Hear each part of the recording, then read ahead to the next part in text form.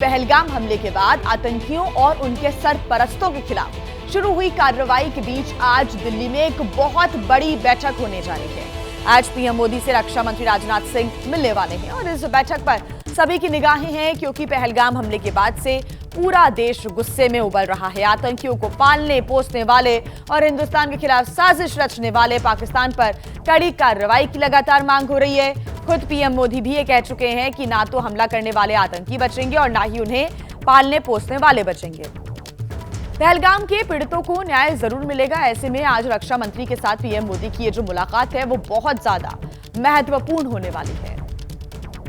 आज प्रधानमंत्री से मुलाकात करेंगे रक्षा मंत्री राजनाथ सिंह और मीटिंग की अहमियत इसलिए बहुत ज्यादा है क्योंकि कल ही रक्षा मंत्री राजनाथ सिंह की सीडीएस के साथ हुई थी मुलाकात।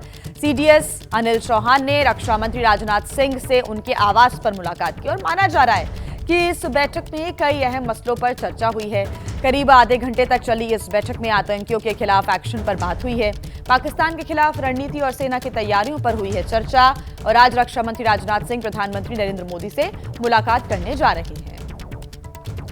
तो कल सीडीएस के साथ मुलाकात हुई है रक्षा मंत्री राजनाथ सिंह की। कल भी बहुत महत्वपूर्ण मुलाकात हुई, बैठक हुई, चर्चा हुई और आज रक्षा मंत्री राजनाथ सिंह प्रधानमंत्री नरेंद्र मोदी से मिलेंगे।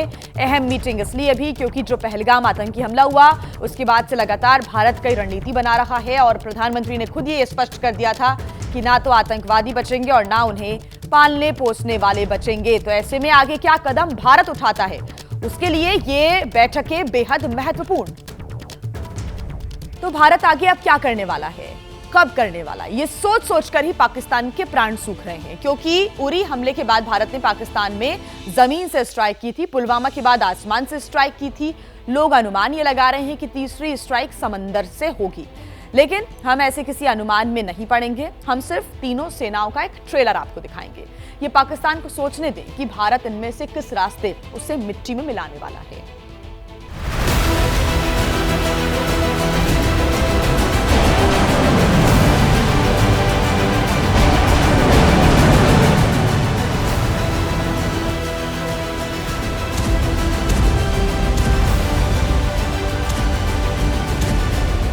क्या ये पराक्रम पहलगाम के मुजरिम पर आक्रमण की आहट है?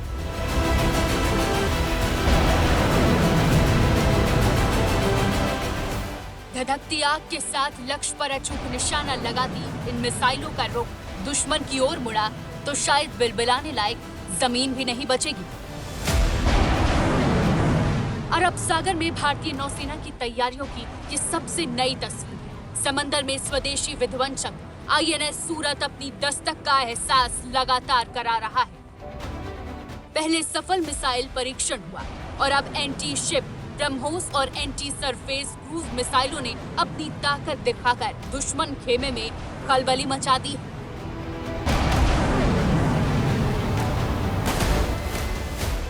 युद्धपोत से धधकती ज्वाला के साथ मिसाइलें तो दहशत का शोर कराची तक सुनाई दिया। फिर पलक झपकते मिसाइलों ने सटीक निशाना लगाया तो यकीन मानिए इस्लामाबाद के बंद कमरों में बैठे पड़बोले पाकिस्तानियों के दिमाग की बत्ती गुल हो गई होगी। अरब सागर में जिस एंटी शिप मिसाइल ब्रह्मोस ने अपनी विनाशकारी शक्ति का प्रदर्शन किया वो 3500 किलोमीटर प्रति घंटे से भी तेज रफ्तार के साथ दुश्मन पर धावा बोलती है। ये 900 किलोमीटर दूर दुश्मन के जहाजों या ठिकानों को तबाह करने की ताकत रखती है।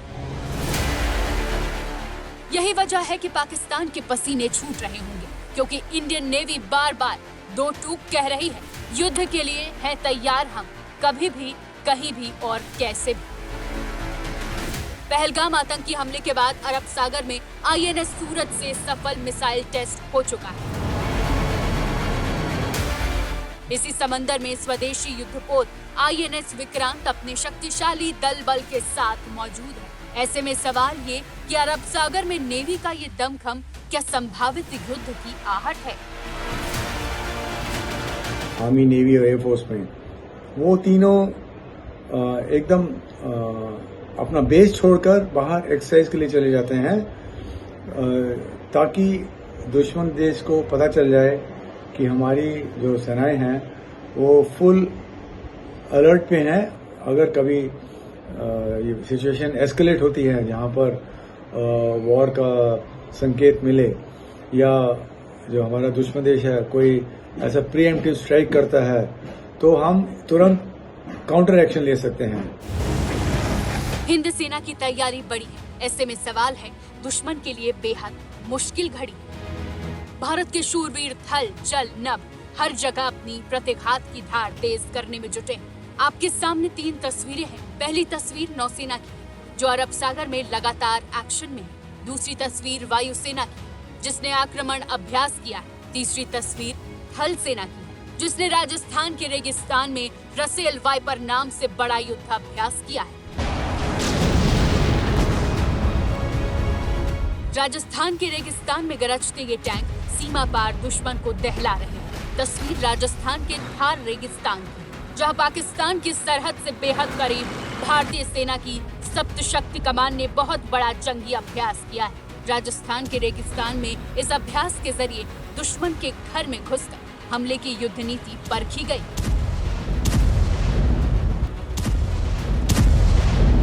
इसमें टैंकों और बख्तरबंद सैन्य वाहनों के साथ साथ पैरा स्पेशल फोर्स कमांडो ने भी दमखम दिखाए।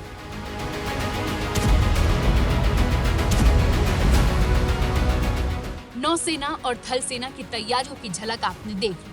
अब वायुसेना का शक्ति प्रदर्शन भी देखिए। आसमान में दुश्मन को अपनी ताकत का एहसास कराते ये राफेल लड़ाकू विमान। इंडियन एयरफोर्स के इस अभ्यास में Su-30 MK स्क्वाड्रन भी शामिल है। लंबी दूरी की उड़ानों और बेहद दूर टारगेट पर सटीक बमबारी या आसमानी कलाबाजी हमारे वायुवीरों ने उस अभ्यास में दिखाई, जिसका नाम है आक्रमण। ये दिखा रहा है भारत का जज्बा, ये दिखा रही भारत की तैयारी कि जो आतंक को पनाह दे रहे हैं, जो आतंक को बढ़ावा दे रहे हैं, उनको सजा मिलनी चाहिए। और ये सजा हर तरह से दी जाएगी, चाहे वो इकोनॉमिक हो, डिप्लोमेटिक हो या फिर सेना के द्वारा। सवाल ये कि क्या पहलगाम के मुजरिम पर आक्रमण होगा, कब होगा, कैसे होगा? इन सवालों के जवाब का इंतजार पूरी दुनिया को है। वैसे आक्रमण जब भी होगा, जैसे भी होगा, दुश्मन का अंजाम सरेआम होगा। बस इंतजार कीजिए, आतंक का अंत जरूर होगा। और इस बीच एक बड़ी खबर आपको बता दें, पाकिस्तान के साथ चल रहे तनाव के बीच आज भारत एक अहम रक्षा सौदा कर सकता है। ये बड़ी जानकारी मिल रही है। भारत और फ्रांस आज दिल्ली में 26 राफेल मरीन फाइटर जेट के लिए 63,000 करोड़ रुपए के सौदे पर दस्तखत कर सकते हैं। रक्षा मंत्रालय की तरफ से हालांकि कोई आधिकारिक जानकारी सौदे पर हस्ताक्षर को लेकर नहीं दी गई है, लेकिन सूत्रों की माने तो आज करीब 63,000 करोड़ की डील पर फ्रांस के रक्षा मंत्री की गैर मौजूदगी में भारत में फ्रांसीसी राजदूत दस्तखत कर सकते हैं। ये एक बड़ी डील होगी और डिफेंस के मामले में भारत को और ताकत मिलेगी। दिल्ली में फ्रांसीसी राजदूत दस्तखत कर सकते हैं। आपको बता दें कि 26 राफेल एम की डील पर आज दस्तखत हो सकते हैं, यानी कि जो राफेल का मरीन वर्जन है ये भारत के पास होगा तो और भी ज्यादा मजबूती के साथ भारत अपने दुश्मन देशों के सामने खड़ा रह सकेगा। तो देखिए, कश्मीर में आतंकी पीओके से घुसते हैं, हमलों को अंजाम देते हैं और वापस पीओके में ही अपने बेस कैंप में भाग जाते हैं। और इसलिए ये तय माने कि जब भारतीय सेना का एक्शन होगा तो पहली तबाही पीओके के इन आतंकी अड्डों पर ही होने वाली है।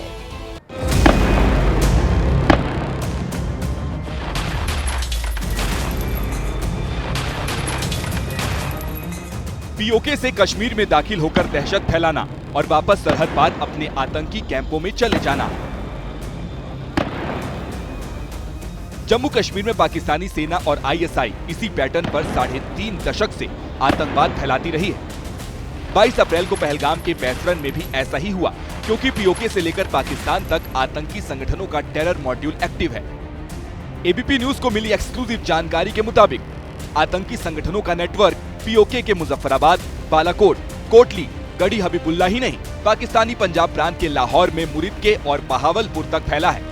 और पीओके में अब भी आतंकी संगठनों के 42 लॉन्च पैड एक्टिव हैं। पीओके में जम्मू से कश्मीर तक पीर पंजाल रेंज के घने जंगल फैले हुए हैं। उत्तरी हिस्से में 10 और दक्षिणी हिस्से में 32 आतंकी कैंप मौजूद हैं। हर आतंकी कैंप में 100 से 130 आतंकवादी हर वक्त मौजूद रहते हैं। एबीपी न्यूज़ को मिली एक्सक्लूसिव जानकारी के मुताबिक जैश, लश्कर और हिजबुल्लाह के जो 40 से भी ज़्यादा टेरर लॉन्च पैड्स इस वक्त पीओके में मौजूद हैं, इनमें से अधिकतर एलओसी पर पाकिस्तानी सेना की चौकियों से सटे हुए हैं। ऐसा इसलिए ताकि पाकिस्तानी सेना युद्ध विराम उल्लंघन और फायरिंग की आड़ में इन टेरर लॉन्च पैड्स पर मौजूद आतंकियों को भारत की सीमा में घुसपैठ कराने की साजिशें रचती रहे। पाकिस्तान से 3 बड़े आतंकी संगठन लश्कर-ए-तैयबा, जैश-ए-मोहम्मद और हिजबुल मुजाहिदीन से दहशतगर्दी फैलाने का काम करते हैं। लश्कर का हेडक्वार्टर पाकिस्तानी पंजाब के मुरीदके में है। जैश का मुख्यालय भी पंजाब के बहावलपुर में मौजूद है। हिजबुल मुजाहिदीन पीओके के मुजफ्फराबाद में है। लेकिन इन तीनों ही आतंकी संगठनों के टेरर कैंप पीओके से लेकर खैबर पख्तूनख्वा और गिलगिट बाल्टिस्तान तक फैले हुए हैं। एक ऐसे ही टेरर कैंप पर वर्ष 2019 में भारतीय वायुसेना ने बालाकोट में एयर स्ट्राइक की थी, जहां पर जैश-ए-मोहम्मद के आतंकियों को ट्रेनिंग दी जाती थी। इस बीच एक बड़ी खबर आपको बता दें, जेएनयू में फहराया गया फिलिस्तीन का झंडा, फ्री फिलिस्तीन के नारे भी लगाए गए। जेएनयू छात्र संघ चुनाव के नतीजे आने के बाद ये नारेबाजी की गई। महासचिव पद मुंतहा फातिमा जीती हैं, जिन्होंने ये नारेबाजी की है और फिलिस्तीन का झंडा फहराया है। मुंतहा की ही मौजूदगी में फिलिस्तीन का झंडा फहराया गया। तस्वीरें भी तब की आप देख रहे हैं। जेएनयू छात्र संघ चुनाव के नतीजे सामने आए और उसके बाद फिलिस्तीन के झंडे फहराए गए, नारेबाजी यहां पर की गई, फ्री फिलिस्तीन के नारे लगाए गए जेएनयू परिसर में। जेएनयू में फिलिस्तीन का झंडा फहराया गया। इसके पहले भी कई इस प्रकार की बातें सामने आती रही हैं, जब जेएनयू सुर्खियों में बना रहा और एक बार फिर से विवादों की स्थिति में घिरता हुआ जेएनयू, क्योंकि यहाँ के जो परिसर में छात्र संघ चुनाव के नतीजों के बाद फिलिस्तीन का झंडा फहराया गया, साथ ही जमकर नारेबाजी हुई। फिलिस्तीन को आजाद करो, फ्री फिलिस्तीन के झंडे और उसकी नारेबाजी यहां पर होती हुई सुनाई दी। ये तस्वीरें आपके सामने। जेएनयू में छात्र संघ चुनाव हुआ और जो महासचिव का पद है वो मुंतहा फातिमा ने जीता है और इस पद पर जीतने के बाद यहां पर जश्न जैसी स्थितियां थी, तस्वीरें थी, लेकिन इस बीच नारेबाजी हो रही थी फ्री फिलिस्तीन की और मुंतहा की ही मौजूदगी में फिलिस्तीनी झंडा यहां पर फहराया गया।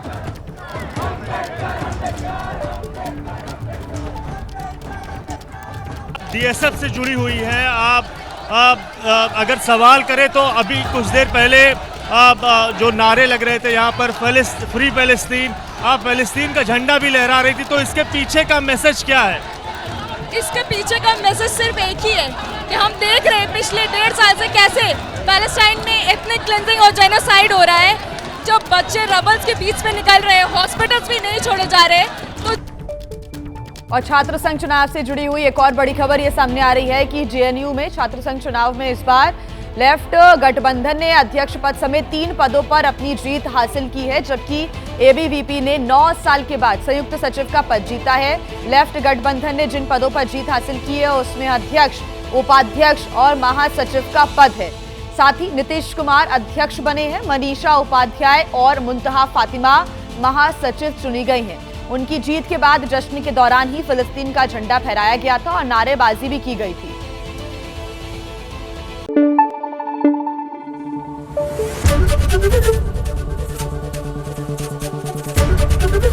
एबीपी न्यूज आपको रखे आगे।